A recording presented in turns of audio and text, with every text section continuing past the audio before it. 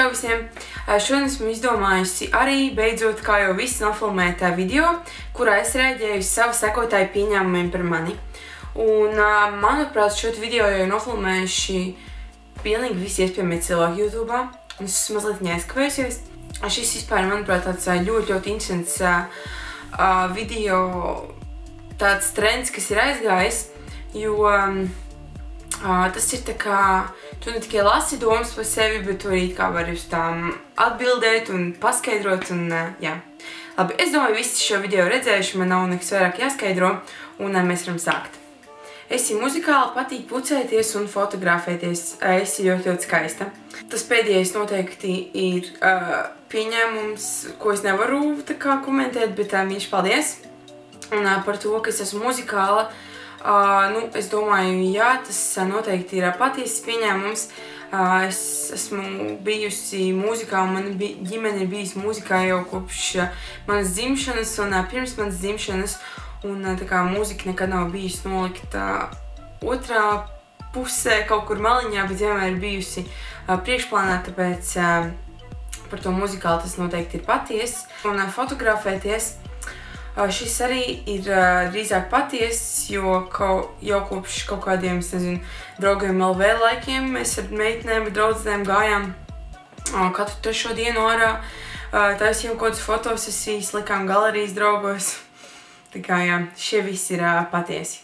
Tu izskaties pēc cilvēka, kuram skapī ir 100 kleitas. Par tām kleitām un man ir tāds sajūta, ka tas ir vispār tāds īpašs stāsts, bet mums izlēmumā bija tā, ka mūsu klases biedri par mums uzrakstā kaut kādus tur teikumus, kaut ko viņi par mums domā, kaut ko, kas viņiem asociējas ar mums.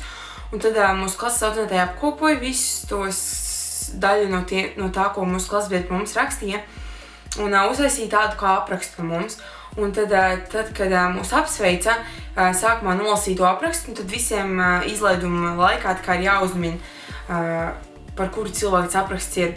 Un man liekas, ka tajos abos aprakstos, gan 9. gan 12. klasē, bet 9. klasē 100% bija pieminēts kaut kas par to, ka man ir nenormāli daudz kleitas. Es nezinu, vai man ir 100, es neesmu viņas skaitījusi, bet, piemēram, ja es ieju veikalos, tad kleitu stendi, piemēram, ja būs atlaides un tur ir atlaižu kleitu stends, tas būs pirmais, kuras iešu vienmēr. Jā. Tu atdotu nieri pret tikšanos ar kādu no Britu karaļnama ģimenes. Šis pieņēmums ir ļoti ideāls, lai aprakstītu to, cik ļoti man viņa patīk un cik ļoti viņa interesē. Jā, bet ja man būtu tiešām jādod sava niere, es domāju, ka šo es vēl tomēr apdomātu. Bet man ļoti patīk šis pieņēmums. Tev patīk vecāki vīrieši. Es nezinu, man liekas, meitenēm, sievietēm lielākoties ir tā, ka patīk vecāki puiši, tīpaši jau kaut kādos, nezinu, 11 gados, tā kā, man liekas, neviens nestāv uz jaunākām klasēm, bet visi tikai skatās tur uz lielajiem puišiem, vidusskolas puišiem un tādā garā. Bet es nezinu, kopumā jā, bet ir bijuši tā kā izņēmumi. Bet, kopumā es teikšu, ka šis tomēr ir patiess, bet, es gribu vēl piebilst to, ka tas nav tā, ka kaut kādi 11 gadus vecāki vīrieši un kaut kas tāds, bet, tā, normāli. Tu esi bosīgs ģimenē, un tad, kad izlasīju šo pieņēmumu, man bija tāds tā kā mazliet šoks. Es nezinu, vai tā meitene tā kā šāva uz dullo, kas to rakstīja, bet mums ir bijis ģimenē tāds joks, ka es esmu ģimenē boss, un, piemēram, arī kaut kādi radinieki, piemēram, ka mēs kaut ko plānojam darīt, paprasa man, ko mūsu ģimene darīs vai kaut ko tādu. Un jā, tas mums ir bijis tāds jociņš, ka es esmu boss ģimenē un ka visam jāiet caur mani un kaut kas tāds. Šis ir ļoti interesanti, bet, protams, tas nav 100% patiesība. Tu mācies tieslietas, jo tavi vecāki tā gribēja. Mums ģimenē noteikti nav tāds kā vecāku un bērnu attiecību modelis, ka viņi kādam no mums uzspiestu kaut ko iet mācīties tikai tāpēc, ka viņi to grib. Piemēram, mūzikas skolā, protams, mēs visi sākām iet, jo viņi to gribēja, bet, manuprāt, tas ir normāli bērnībā, ka tev kaut ko liek darīt, it kā, ka tu vēl pats 100% nezini, vai to grib darīt. Piemēram, es sāku mūzikas skolā iet laikam 5 gados, bet, protams, ka viņi neizvēlējās manu profesiju, ko es gribu mācīties. Tu izskaties pēc ļoti kārtīgas meitenes, tādas, kuras istaba noteikti vienmēr ir kārtīga. Oi, šis pieņēmums, diemžēl, ir ļoti nepareizs. Es nezinu, es vienkārši nemāku uzturēt istabā kārtību. Man, piemēram, var uznākt nakts vidū vai uzreiz no rīta pamostoties sakārtot istabu, visu, piemēram, perfekti, sakārtot skapi vai kaut ko tādu, bet lielāko daļu visas manas dzīves, visu manu laiku, mana istaba, diemžēl, vienmēr ir nekārtīga. Super jauka meitene ar tikpat superīgu ģimeni, jūsos ir ļoti patīkama enerģija. Ģimeni uzskata par ļoti lielu vērtību savā dzīvē. Un pirmkārt, tas ir nenormāli jauki, ka jūs kaut ko tādu sakat, gan par mani jauku, gan par manu ģimeni. Jo, piemēram, man vienmēr ir bijis daudz sāpīgāk jāizskar nevis mani, bet kādu no manas ģimenes. Un tas ir pirmkārt nenormāli forši saņemt kaut ko jauku par mums visiem kopumā kā ģimeni. Mēs varam ņemt seriālus kā piemēru. Es vienmēr esmu, skatoties seriālus, novērtējis to, ka, piemēram, tiem tēliem ir ļoti labas attiecības ar savu māmu, ar savu tēti, ar brāļiem un māsām. Es nezinu, man tas vienmēr liekas tik nenormāli forši. Un es vispār nevaru iztēloties, kāda būtu mana dzīve, ja man nebūtu labas attiecības ar savu ģimeni, ja mēs nebūtu visi tādi forši, tuvi, kopā visu kaut ko darītu. Tāpēc, jā, protams, es novērtēju ļoti savu ģimeni un uzskatu viņus par milzīgu vērtību. Man tā šķiet, ka tu pati vēl nepelni naudu, bet naudu visiem dod vecāki. Tas ir mans uzskats. Šis nav patiesis, jo, protams, ka es pelnu naudu pati. Manuprāt, tas ir skaidrs, ka es pelnu gan ar YouTube, gan ar Instagramu. Un, protams, dažreiz ir arī kaut kādi koncerti, mēs arī uzstājamies regulāri. Tāpēc, nu jā, šis uzskats nav patiess. Tu esi tā lielā māsīca, kuru visi mīl un kurai tantes liek līdzināties. Šis pieņēmums vispār kopumā man liekas kā tāds nenormāli liels kompliments. Un, ja tā būtu patiesība, man tas liktos tā kā, nu, nenormāli forši un man šis sildītu sirdi. Es esmu lielā māsīca, jo es esmu tā kā visvecākais bērns gan savā ģimenē, gan no pilnīgi visiem brālēniem māsīcām es esmu vislielākā māsīca. Bet īstenībā šo es varētu paprasīt ģimenes grupām un savām tantēm un paprasīt, ko viņas par šo domā, vai viņām liekas, ka šis pieņēmums ir patiess. Ak, Dievs, man ir bail jautāt.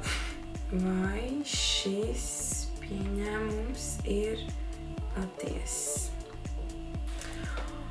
Tātad atbildēja mana tante, mana krustmāte un mans onkulis, un visi viņi uzrakstīja, jā, ka tā ir patiesība. Nu, vai nav jauki? Ak, Dievs, cik forši.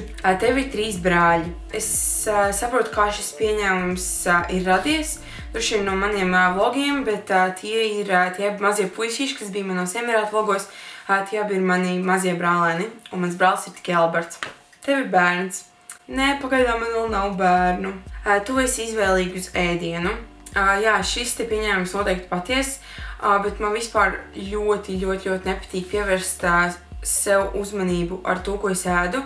Tas ir tikai ēdiens, un, piemēram, man nepatīk teikt cilvēkiem to, ka es esmu veģetāriete, jo pirmkārt es esmu veģetāriete jau snāk 10 gadus, un tas vairs nav vispār nekas īpašs. Ko es ar šo gribēju teikt, aizmirsu?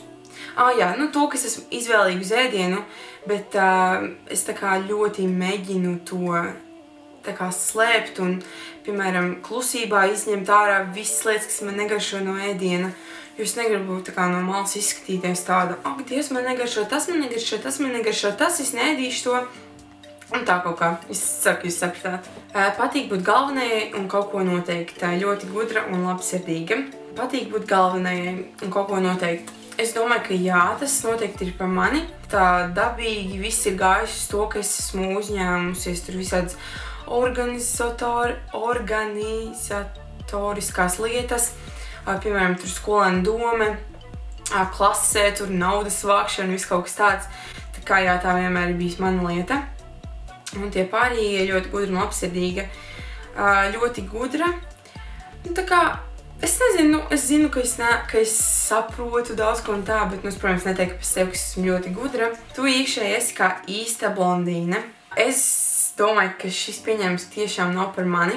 Ja man vajadzētu šo paprasīt saviem draugiem, piemēram, es domāju, ka viņi arī neteiktu, ka es esmu blondīne, jo Es nezinu, es man liekas, nekad neizceļos īpaši ar nekādām tādām pārliekus, neloģiskām darbībām, un es drīzāk parasti izdomāju tādus visreālākos, tur loģiskākos kaut kādus pieejams kaut kādām lietām.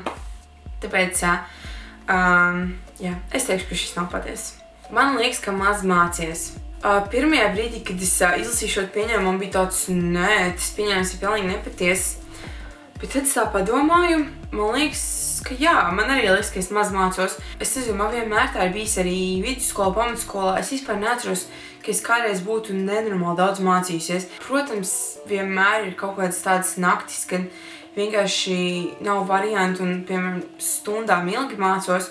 Bet man tā kā vienmēr viss, kas ir saistīts ar skolu, man vienmēr viss ir ļoti viegli nācis. Un, principā, nekas man nekad nav sagādājis tādas īpaši liels problēmas, tāpēc, jā, es teiktu. Es to saku nesalīdzinot īsti sev ar citiem, es to saku vienkārši zinot to, kas, protams, ka varētu mācīties vairāk. Tu nekad neesi tikusi apsmieta. Es esmu tikusi apsmieta, es nezinu, mūsu klasē pamatskolā bija pilnībā tāda situācija, ka nebija, man liekas, tāda cilvēka, kurš nebūtu ticis apsmiets mūsu klasē. Es domāju, daļa no maniem klases biedriem šo skatīsies, nu, es domāju, jūs man piekrītat, vai ne? Piemēram, mani apsmēja par to, vienreiz es nogriezu visus matus, es ienācu tādā milzīgā metālī klasē, un man uzreiz bija iesauka Ekskimos. Nu, labi, tā, protams, nav tāda īsta apsmiešana, bet mani apsmēja, jā, 100% par izskatu kaut kādā brīdī es esmu apsmieta. Tā, ka es sāku YouTube, man tāds veids bija, ka daudzi mani apsmēja. Sejā es esmu apsmieta varbūt, nu, ne tik daudz, bet, nu, tā, ka es nekad nebūtu apsmieta, tā noteikti nav patiesība. Esi ļoti pareiza, nelamājies, esi liela patriota, vienmēr pārlieku pieklājīgi, nedara neko dīvainu. Šis pieņēmums ir patiesas tādā ziņā, kā jūs redzat mani. Bet jā, par tām trakajām un dīvainajām lietām, es domāju, jūs arī esat ievērojuši, ka es neko tādu publiski nedaru. Es nesaku, protams, ka visiem ir jādara, tas ir tikai mans uzskats. Tās trakās un dīvainās lietas es, protams, varu darīt ar saviem draugiem, ar savu ģimeni, bet es tiešām negribu sev to trako tēlu, man apmierina tādu, kā es tagad. Un es domāju, ka pietiek cilvēku internetā, gan Instagramā, gan YouTube'ā, kuri dara trakas lietas, un es domāju, visiem nav tas jādara. Tu esi jaukākais cilvēks, un, manuprāt, Annai un Albertam ir paveicies ar lielo māsu. Šis ir ļoti, ļoti jauks pieņēmums. Anna! Atnāc! Klausies. Tu esi jaukākais cilvēks, un, manuprāt, Annai un Albertam ir paveicies ar lielo māsu. Tā ir? Nav? Tev ir paveicies ar lielo māsu? Man baigais vēl nebija. Tev ir paveicies. Man tikko beidzās kamerai atmiņa, tāpēc es pabeigšu šo video ar telefonu. Bet es tiešām gribēju pateikt jums milzīgi paldies par visiem foršiem pieņēmumiem un arī, protams, komplimentiem, ko jūs man uzrakstījāt. Un es biju pārsteigta par to, ka pilnīgi neviens jūsu pieņēmums mani neaizskāra.